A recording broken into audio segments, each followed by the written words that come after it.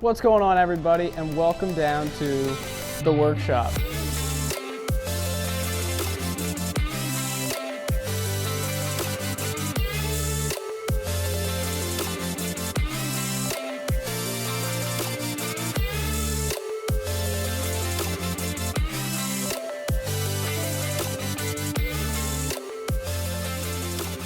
The studio is amazing, and we are happy at Bunker House Golf to be partnered with Dormie Workshop. And if you want to class up your bag or dress it up a little bit, you can hop on to their website at dormieworkshop.com, subscribe today, and get 20% off your first order. That's right, you get 20% off. Holiday season right around the corner.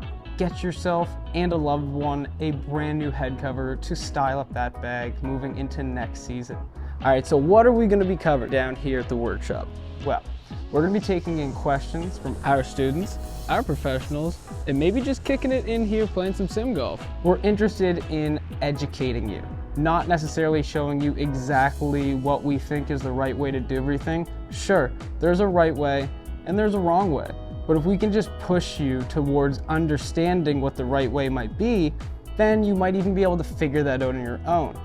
But before anything else, let's get into what we're going to cover today.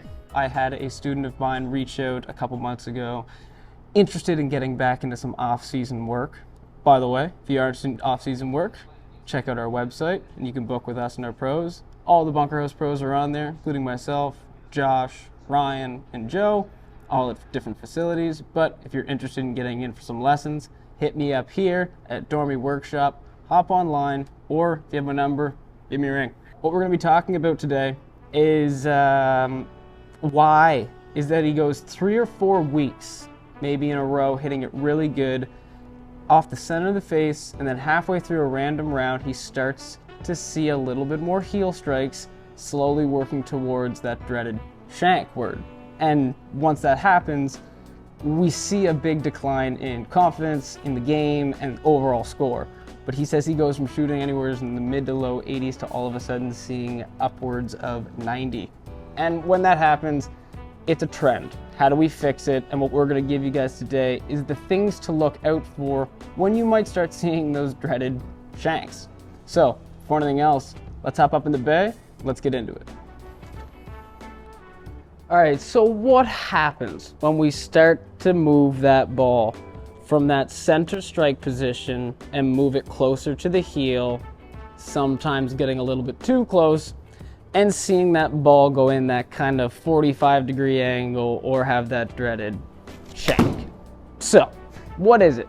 And the main focus for this too is understanding it, not necessarily fixing it right away, but what are things we have to do in game, and what are things we can do on the range or in our time or when we're practicing to avoid it in the future. What the most common move is that we actually get up to the top of our swing, but our head level or our weight has moved towards the ball.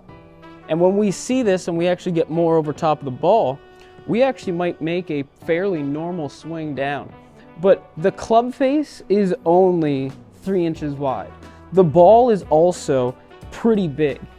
And if I show you this, there's really not that far away from mishits. And that's really one of the toughest parts for a lot of people, is this is a hard game, yes, but we have to take this very small club and hit it off the center of the face, which is really difficult. When you do start hitting it off the heel, our first go-to feeling is to get further away from the ball, because that's thinking we're getting further away from the heel. But in actuality, we're actually going to recenter ourselves and get on our toes.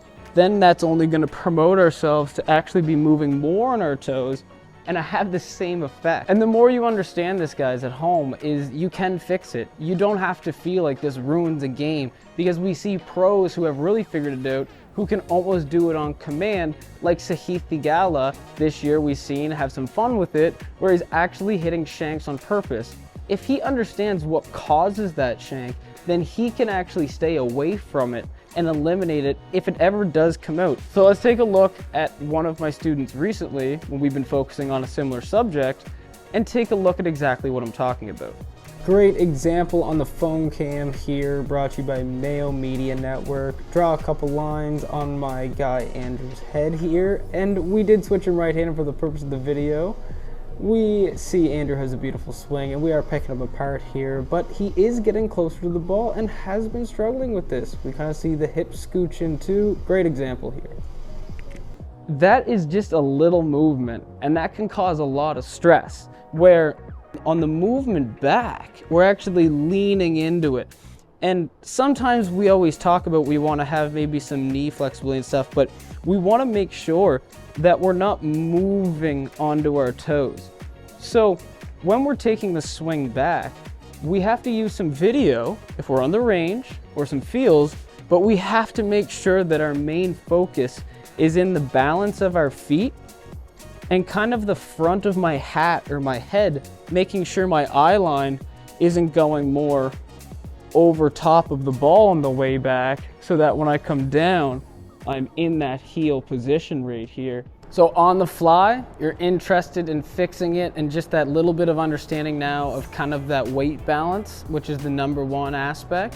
What you're gonna be looking to do is you're gonna be looking to find the nice center balance between your feet, and your main focal point is to, on your way back, setting this club, having a nice slow takeaway in here and really getting the club up. You're gonna practice almost as if there was a wall. Let's put a line on my forehead and I'm gonna stay on it. From this position, a lot of things have to go wrong to get back into there. It's usually in the start or the setup or the quickness of when we take it away. If you're interested in fixing it on the fly and you don't have those reps in on the course, that's just something to put in the back of your brain. However, we can't just do things on the fly though. We need to take it to the range or a simulator and get practice in. So let's kind of get a general understanding of what I'm talking about with that balance. Let's put an alignment stick down. This alignment stick is going to represent for me not so much the alignment of where I'm trying to hit it, although that does have that effect. It's going to represent my distance from the ball. So what I'm going to be looking to do is have each foot about an inch away. Because why we have it an inch away and why we don't stand right on this is because we don't want to mess with this. We don't want this to move. So we put this here, we stand an inch or two away, and because of our follow through, when that comes up, we don't want to be kicking this forward and moving it everywhere. However, if we do decide to kick this a little bit, we need to put markers down on either side. But I'm going to start by hitting it right from there. And how do I know that I want to hit it from there every time? I'm going to take a tee and mark it just in front. And once we put that tee in, our setup is built. Let's take a look at this from down on so you can see what I'm talking about. Now that I have my setup, I feel like I'm in the right spot. Let's get some feedback.